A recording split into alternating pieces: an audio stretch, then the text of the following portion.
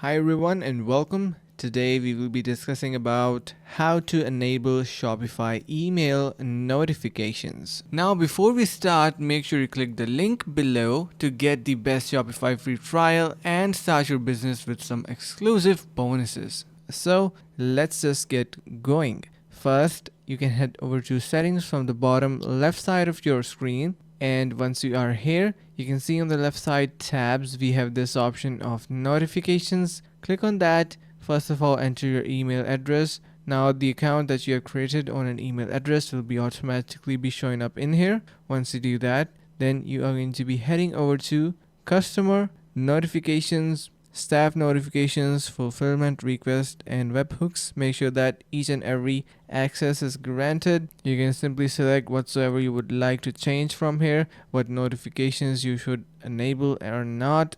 And yeah, so that's how easily you can enable Shopify email notifications. And hope this video was helpful. Finally, make sure to click the link in the description below to take advantage of our exclusive Shopify free trial to start your business right away.